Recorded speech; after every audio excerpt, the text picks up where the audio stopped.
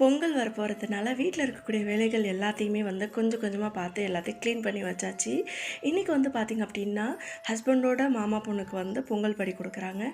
அதாவது இந்த திருநெல்வேலி பக்கம் பார்த்திங்க அப்படின்னா, பொங்கல் அதாவது முதல் பொங்கலுக்கு நம்ம ஊர்லலாம் வரிசை கொடுப்பாங்க இல்லையா, அதை பொங்கல் படின்னு சொல்லுவாங்க. இந்த பொங்கல் படி பார்த்திங்க அப்படின்னா, நம்ம ஊரில் உள்ளது மாதிரி இல்லாமல் கொஞ்சம் டிஃப்ரெண்ட்டாக இருக்கும். அதாவது ஒரு பெண்ணை கல்யாணம் பண்ணி கொடுக்கும்போது எந்த அளவுக்கு சீர் செய்வாங்களோ அந்த அளவுக்கு எல்லா பொருட்களுமே இந்த பொங்கல் படிக்கு கொடுப்பாங்க. ஸோ இதில் பார்த்திங்கன்னா அரிசி, காய்கறி, வீட்டுக்கு யூஸ் பண்ணுற பாத்திரங்கள், டிவி, ஃப்ரிட்ஜு, வாஷிங் மிஷின், அதுக்கப்புறம் இன்னும் என்னென்ன ஐட்டம்ஸ்லாம் இருக்கோ எல்லா ஐட்டம்ஸுமே இருக்கும். ஒவ்வொரு சொந்தக்காரமே ஒவ்வொரு பாத்திரங்கள், விளக்கு இந்த மாதிரிலாம் வாங்கி கொடுப்பாங்க. இதை போய் மாப்பிள்ளை வீட்டில் கொடுக்கும்போது பார்த்திங்கன்னா மாப்பிள்ளைக்கு மோதிரம்லாம் போட்டுட்டு அவங்க செய்ய வேண்டிய சீர் எல்லாமே செஞ்சுட்டு அதுக்கப்புறம் கறி சாப்பாடெல்லாம் சாப்பிட்டுட்டு அதுக்கப்புறமா தான் வருவாங்க. எந்த ஒரு நல்ல நிகழ்வு நடக்கும்போதும் குலவை இடுறதை இப்போ வரைக்கும் ஃபாலோ பண்ணிகிட்ருக்காங்க.